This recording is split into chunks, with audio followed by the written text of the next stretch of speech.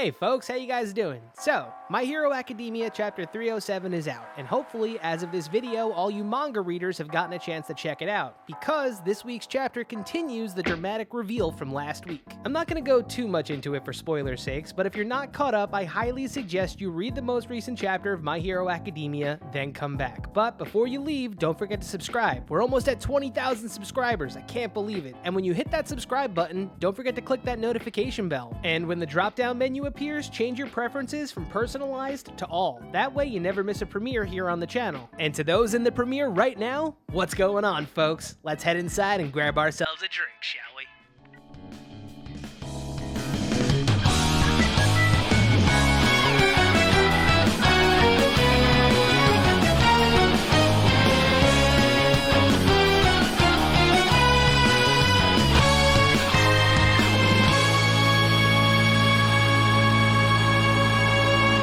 Alright folks, welcome to the bar. Now before we head over to the wall, today's breakdown is going to once again consist of my three favorite parts of the chapter. Because this week, old rivals and old villains make their return to the story, and on top of that, we get more world building as the country of Japan has been thrown into chaos since the jailbreaks. And the three parts of the chapter that we're going to focus on for today are the students of Ketsubutsu, the people of Japan, and most importantly, Muscular vs. Deku Part 2. I am really enjoying the ideas that are being proposed in the most recent arc, and to be quite honest, I have tons of theories as to what might occur, so let's head over to the wall and talk more about Chapter 307.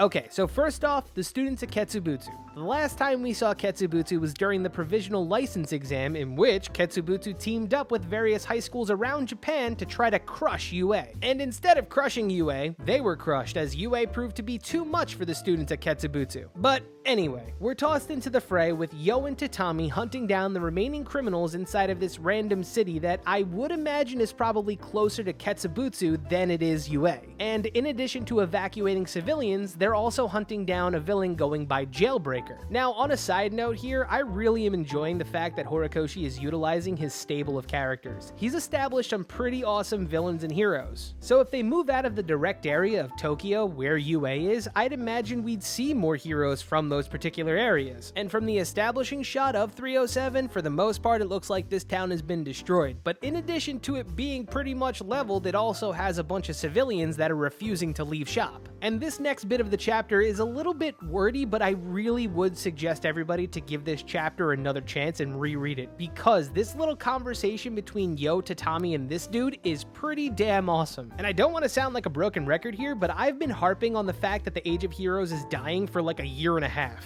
Now, did I expect Deku to leave UA last week? Not until the end of the most recent arc. I made videos saying that he would leave on his own accord, and I even made a video saying that he would get expelled from UA. But the recurring theme of those videos was always that people found out too much about the origin of One for All. I knew that everything that was currently happening was going to lead to unsavory questions. Those questions alone were going to destabilize trust in heroes and inside of the civilians that they protect. And they've been saying it over the past couple of chapters, but this scene right here is the nail in the coffin for the heroes, in my opinion. This dude slams the very concept of relying on heroes, and he doesn't pull any punches when breaking down his problems with heroes. And to be quite honest here, the guy that the old dude is even talking to is pretty unsavory as it is. Yo tried to seriously hurt the kids at UA, and even during his altercation with the older gentleman, he even kinda went full-on Bakugo and said that he would destroy the building to pull him out. Now that's the type of immaturity that tells me that despite being a third year, he really hasn't matured much since the exam. I mean, besides the fact that the kids at UA are 16 years old and got their provisional hero license, Yo is now a third year who almost failed the exam because he acted like a tool. At least Bakugo is true to his pricky self and wears it on his sleeve. Yo straight up lies about his personality. And if you ask me, that does not necessarily pan out for this character's success during the chapter, as the old guy pretty much tells Yo to piss off. Additionally, now that we know that Yo is a third year when we meet him and Tatami, it tells me that the moving up ceremonies have officially happened. And that means people like Tamaki and Hado have graduated UA. And in my opinion, that also means that Mirio could possibly hit the billboards, if they still exist. This also tells us that the kids of UA are officially second year students. And for all we know, during the transition to the next year, Shinzo may have taken Deku's spot in the hero course. Anyway, That's when we reach the best part of the chapter that leads us into the cliffhanger. While walking and talking about the people that refuse to leave, Tatami gets a phone call from a panicked Makabe. So if you don't remember him, that's this guy. His quirk is called Stiffen, and essentially it's Kirishima's quirk, but anything he touches stiffens up. So in a way, if somebody has a projectile quirk, he can make them even stronger. But essentially, that phone call consists of Makabe telling Tatami and Yo to get the hell out of there right now, because the Jailbreaker is headed in their direction. But before Tatami can even hang up the phone, we get the reveal of who Jailbreaker is. Muscular. Yeah, Muscular is back. We see the villain leap from building to building before erupting through a building exactly like the Hulk. And this scene has to be a clear homage to the Hulk. Though my main question is, how much stronger is Muscular right here? To be quite honest, I'd imagine he's restrained to ever work on enhancing his muscle fibers, and to a degree he looks exactly like he did during the fight with Deku. But now that he's getting ready to face off against Yo, it really makes me wonder how strong Muscular truly is. And honestly, we should have saw it coming because Yo is absolutely no match for Muscular. No offense to our Ketsubutsu students, but in comparison to the students of UA, there's really no comparison. 2 entire classes of 20-somewhat students got their licenses, and Ms. Joke on the flip side waited a year before suggesting her students even take the test. But back to the fight, because Yo tells Tatami to go get Ms. Joke and decides to play hero because he's an idiot and consistently has been a character to make awful decisions. That's when Tatami rushes in to warn the civilians when she sees that they're all just gearing up to go kill Muscular. One of the hold-up civilians literally tosses her aside because these people are seriously fed up with these villains coming into their town and they want to do something about it. By then though, it's too late because Muscular is taking Yo on a ride to the top of the building.